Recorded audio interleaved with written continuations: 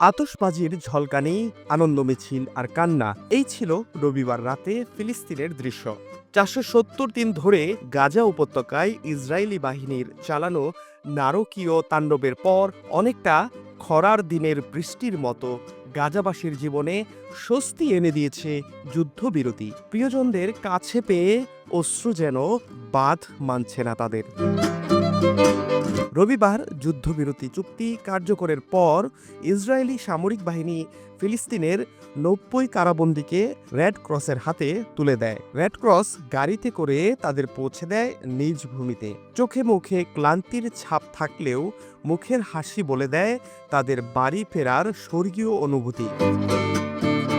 ইসরায়েলিদের ক্রমাগত হামলায় যখন ধ্বংসস্তূপে পরিণত হয়েছিল গাজা উপত্যকা, ঠিক তখন ইসরায়েলের কারাগারে তিলে তিলে শেষ করা হচ্ছিল ফিলিস্তিনি বন্দীদের।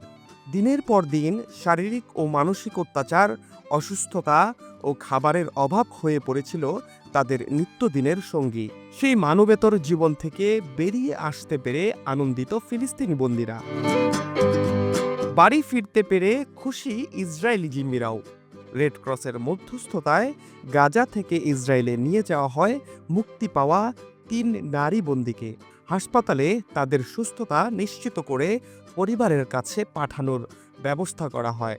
এ সময় এক আবেগঘন পরিস্থিতির তৈরি হয়। তাদের মুক্তিতে নবনির্বাচিত মার্কিন প্রেসিডেন্ট ডোনাল্ড ট্রাম্পকে ধন্যবাদ জানান বন্দীদের পরিবার। একই সঙ্গে যুদ্ধবিরতির ধাপগুলো শেষ করে বাকি বন্দীদের দ্রুত ফিরিয়ে আনার আহ্বান জানান তারা। তবে ইসরায়েল যখন বন্দীদের ফিরে পেয়ে উল্লাসে মগ্ন, অন্যদিকে গাজাবাসীর আনন্দ একেবারেই ক্ষণস্থায়ী। পরিবারকে ফিরে পেলেও হারিয়েছেন মাথার উপরের ছাদ। যতদূর চোখ যায় শুধু ধ্বংসস্তূপ।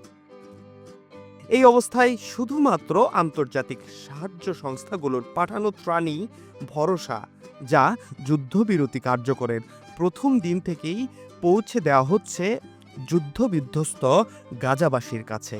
ফাহাদ শাহরিয়ার, বাংলা ফ্লো।